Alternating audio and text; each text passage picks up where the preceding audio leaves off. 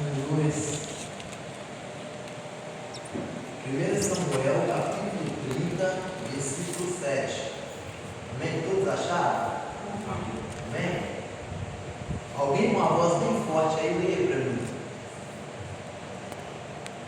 Então Davi disse ao sacerdote Abiatar, filho de Aimeleque: traga-me o colete sacerdotal. Abiatar o trouxe a Davi, e ele perguntou ao Senhor: devo perseguir esse bando de invasores? Irei alcançá-los? E o Senhor respondeu: persiga-os. É certo que você os alcançará e conseguirá libertar os prisioneiros. Amém? Glória a Deus, queridos. Trago como temas aqui que todos os nossos planos devem ser colocados diante de Deus. Amém?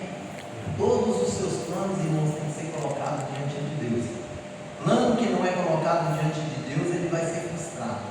Amém? Ou pode ser que não. O homem é inteligente o suficiente para conseguir resolver seus problemas e dar certo.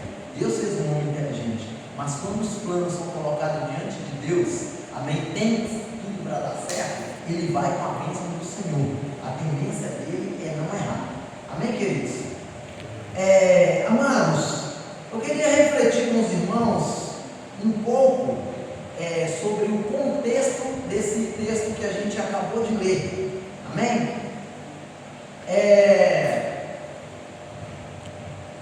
Esse livro retrata sobre Davi, quando Davi abandona uma cidade chamada Ziclac, e ele sai da cidade de Ziclac e vai obedecer um compromisso que ele havia feito com um homem chamado Aquis, filho de Moabe, rei de Gate. Ou seja, Gate pertencia a um dos impérios dos filisteus.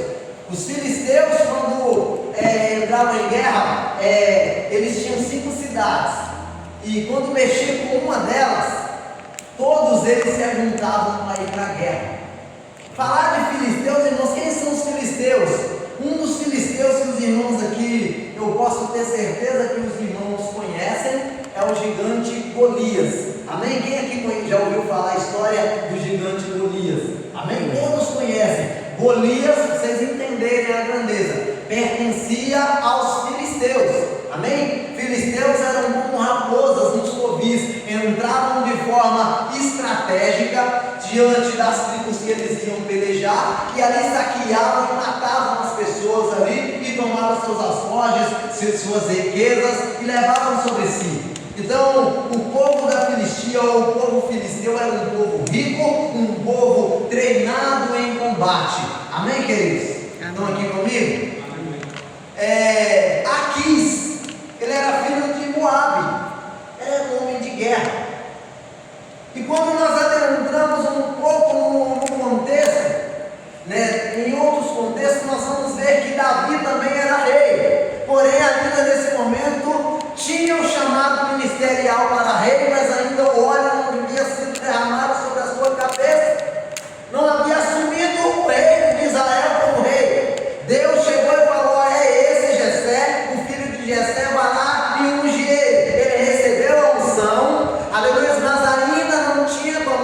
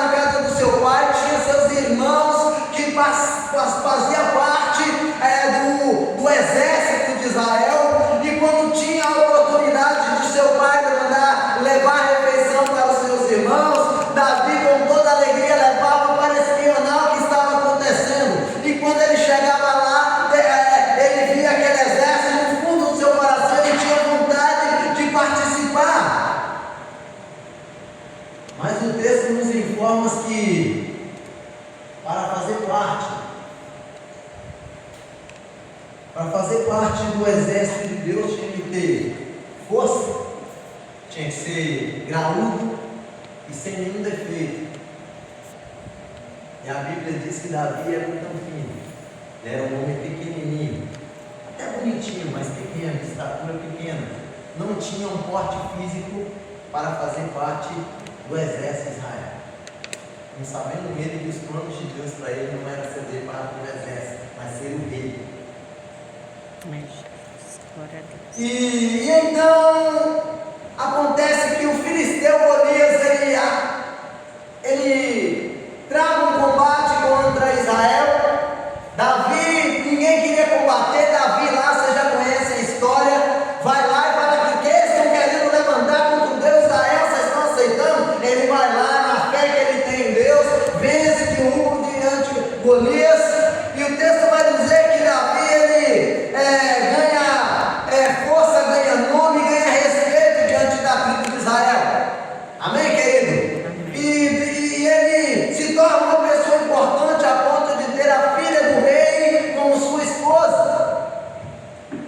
Por isso começou a gerar ciúme, que Davi ia para a guerra e o Senhor era com ele, e Davi vencia as guerras, e Saul começa a olhar que tinha algo semelhante com ele e com Davi, porque quando ele tinha a presença de Deus com ele, ele ia para combate, Deus dava vitória. De repente Davi começa a ir sem ter nenhum poder para poder vencer, e Deus dava vitória na mão dele. Ele começa a associar, enxergar que Deus que estava com ele não está mais, agora está com Davi. Isso começa a gerar um ciúme na vida, então começa-se uma perseguição sobre a vida de Davi. Saul começa a perseguir Davi, Davi percebe que a sua vida está bem nisso e ele foge.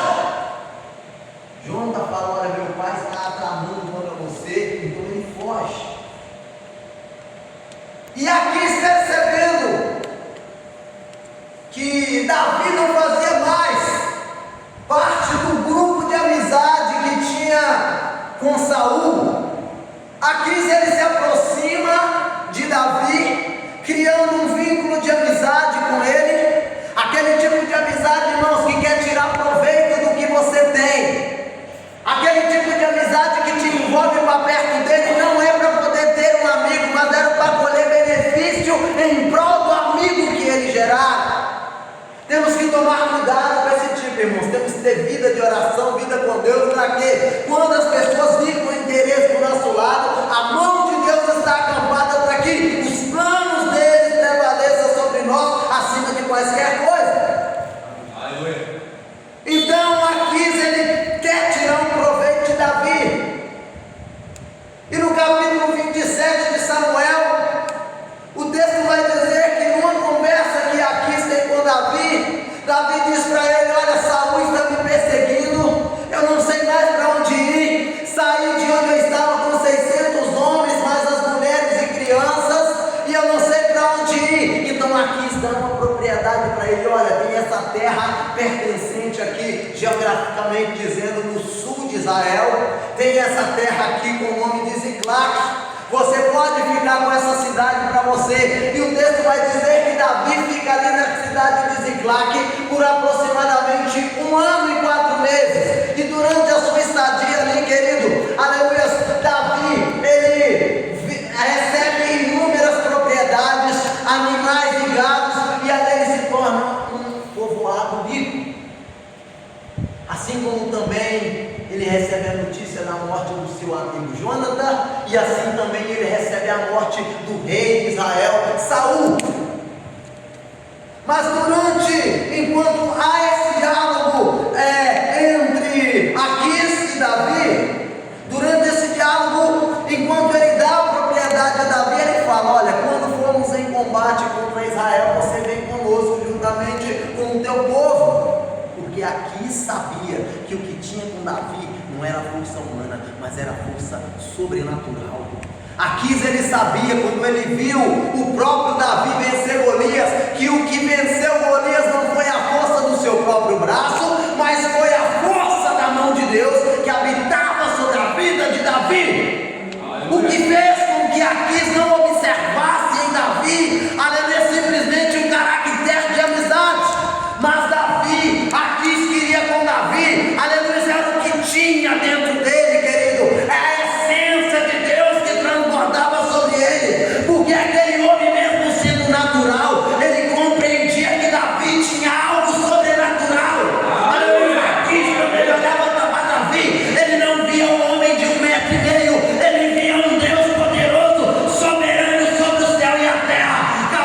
destruir exército apenas com uma ordem. Então Aquis cria um plano estratégico para engabelar Davi.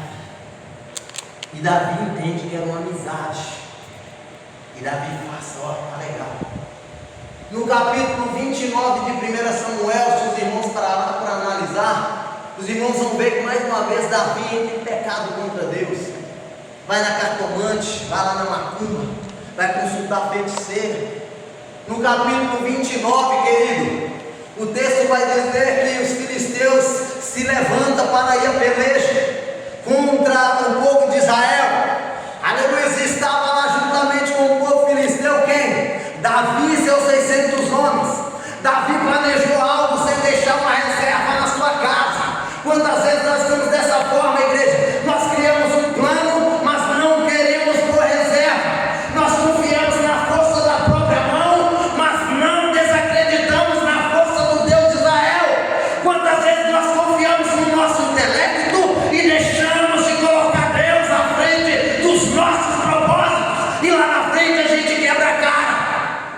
No capítulo 29, nós ao ler o texto, a gente vai observar que o plano de Davi e de Aquis era unir aos filisteus e entrar em combate contra o povo de Israel ou contra Saul. Mas quando chega lá os anciãos da tribo dos filisteus, falei, quem é esse aí? Aquis fala, é Davi.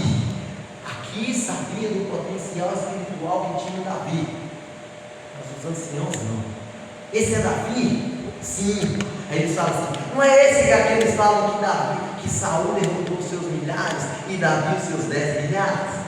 Não é esse que havia uma música que foi criada, até uma música para ele? É esse mesmo? Não, não queremos ele. Querido, o homem faz planos, mas se Deus não tiver a reserva desse plano, não vai acontecer, porque tudo coopera para o bem daqueles que servem a Deus. Deus tem um cuidado supremo sobre a vida dos filhos dele. Davi tinha um plano, mas Deus tinha outro. Porém, o plano que Davi traçou criou frustração para ele. Davi volta então para onde? Eu fiz toda essa volta, não comecei a pregar ainda não. Vou pregar agora, tenho 25 minutos, como eu disse, para finalizar. Agora eu vou entrar dentro do texto da pregação. Mas eu precisava, queridos, que vocês compreendessem a trajetória de Davi. Porque, querido, os planos do homem têm que ser colocados diante de Deus para dar certo. Amém? Davi volta com seus 600 homens na terra dos filisteus e adentra a terra de Ziclac, que ele tinha ganhado de Aquis. Terra próspera, cheia de animais e riquezas. Lá tinha sua maior riqueza, que era sua família, sua esposa e seus filhos.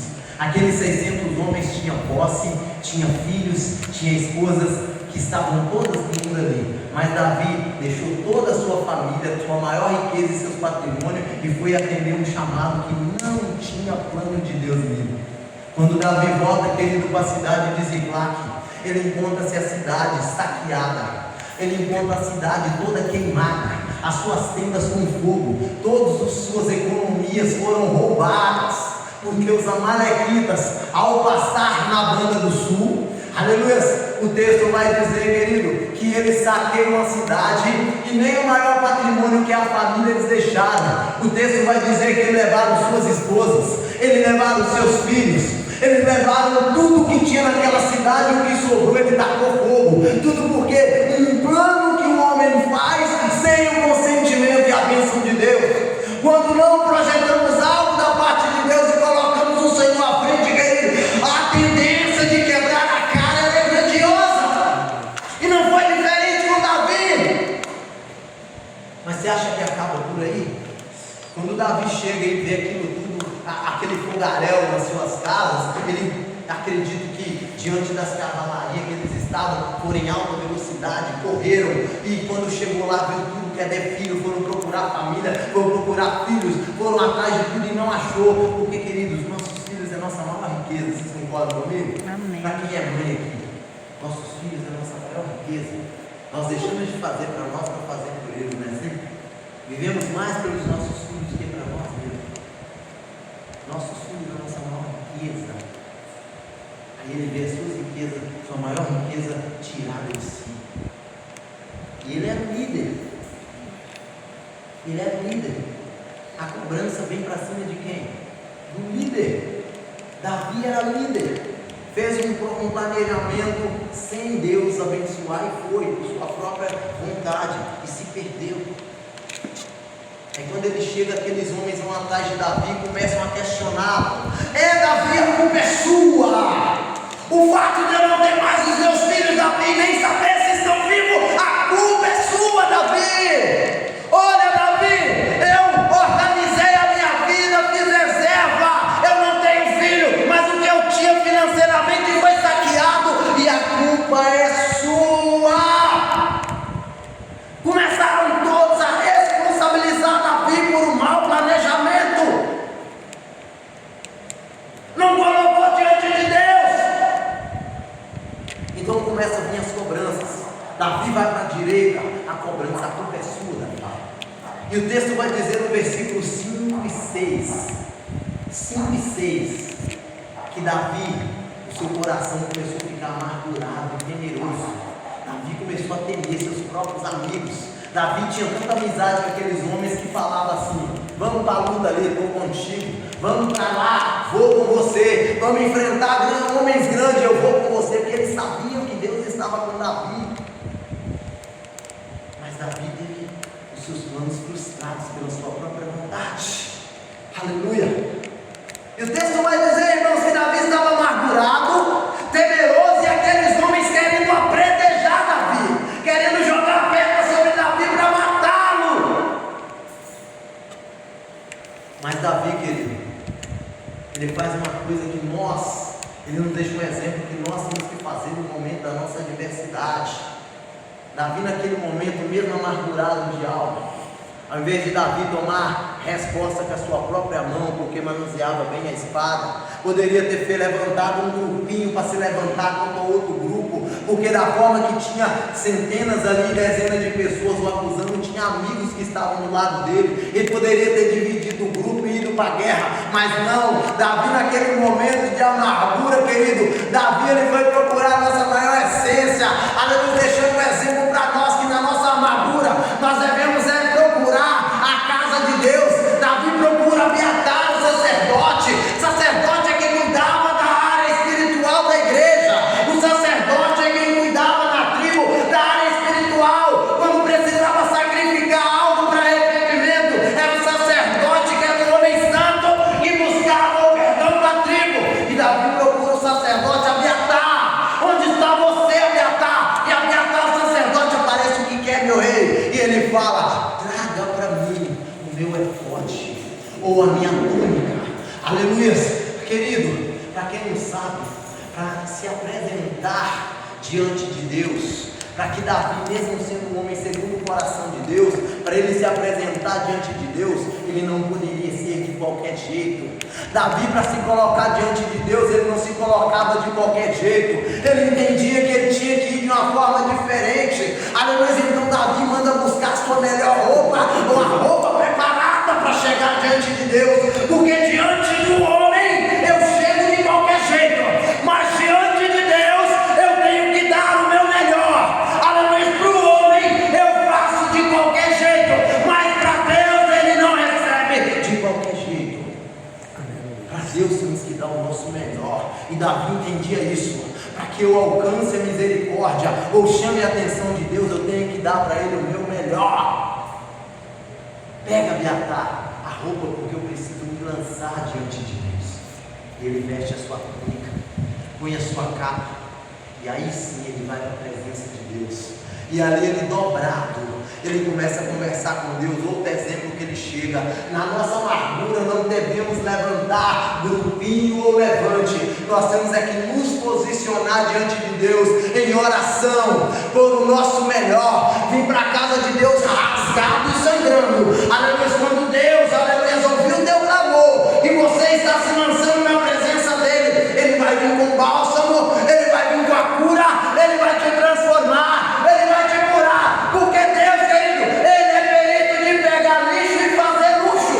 Aleluia. O meu Deus é perito de pegar pessoas completamente destruídas, aleluia, pegar ela e ainda, querido, Ele enche de azeite, para que você seja um vaso transbordante, por onde você passar o azeite, derramar e transformar a pessoa do outro lado. Davi, ele conheceu, é forte, e se ajoelha diante de Deus,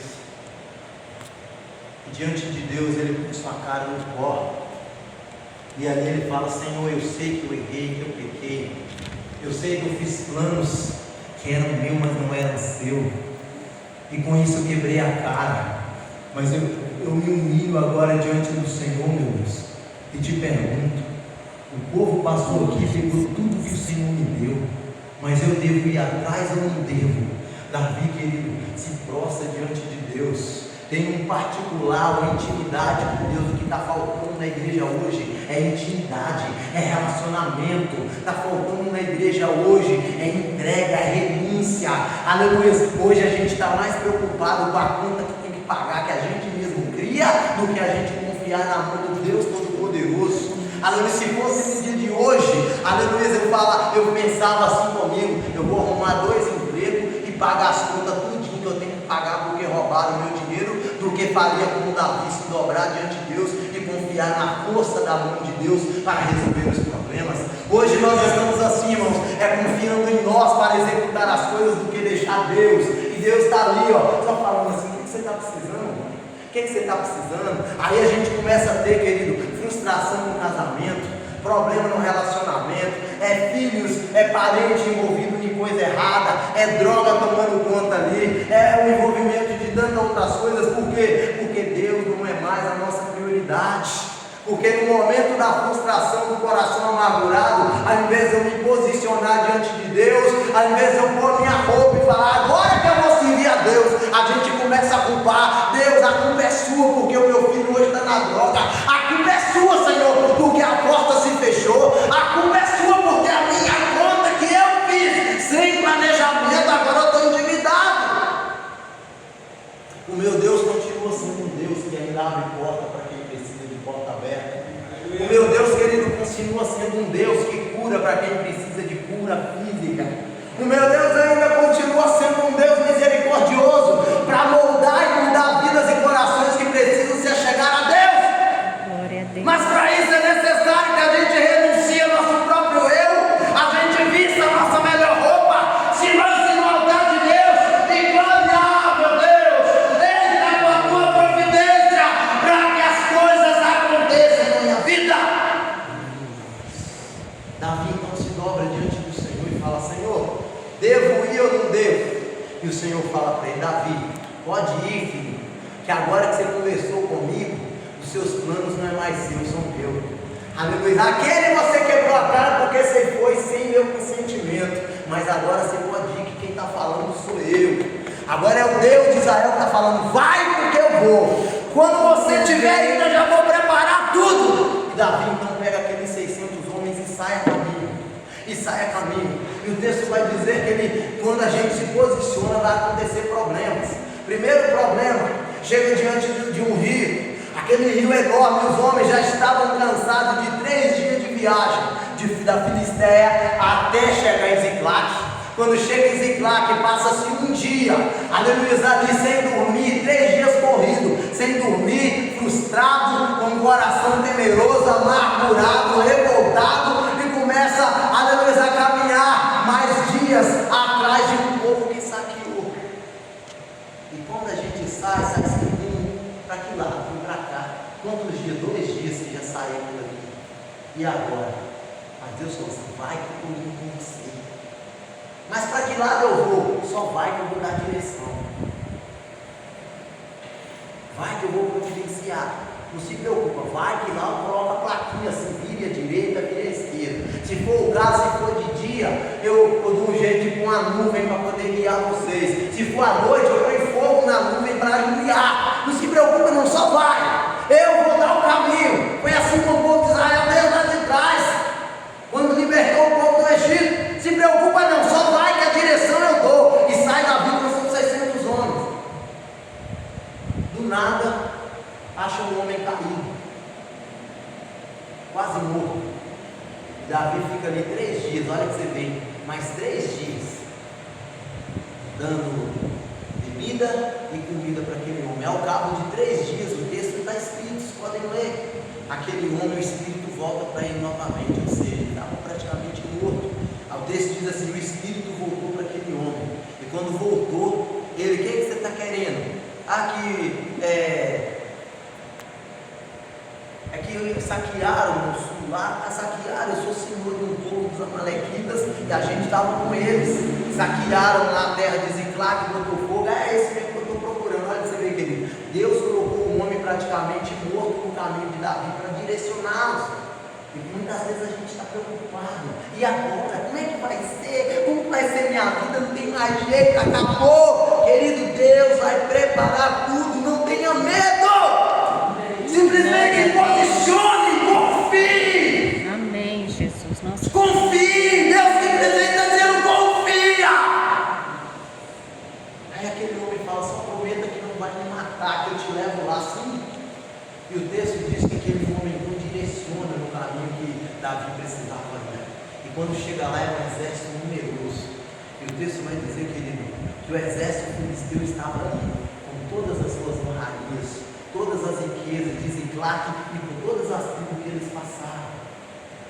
E o texto diz que Davi, com 400 homens, que 200 ficou à margem do rio, 400 homens se levantam contra o exército dos amalequitas e travam uma peleja desde a parte da manhã até o final do dia. Foi mais um dia inteiro. Então, olha, 3 dias de viagem da Filistia até Ziclague, um dia travando uma batalha interna, um conflito interno, uma guerra fria entre eles, mais 3 dias caminhando, mais 3 dias dando alimentação para o homem. Em torno de 10 dias, aqueles homens já não tinham mais força, 200 homens cansados, não conseguiram atravessar o rio, ficaram. Mas esses 400 que ficaram, irmãos, aleluia, o texto vai dizer que eles travam uma batalha da parte da manhã até o final do dia contra o exército amalequita, a ponto de matar todos os homens, e apenas 400 que estavam montados em caminhos fugiram. E o texto diz, querido, que tudo aquilo que foi tirado, esposa, filhos, foram restituídos. As propriedades e riquezas que foram tiradas da mão de Davi foi devolvida, e tudo aquilo que ainda eles tinham saqueado de outras tribos ficaram. Querido,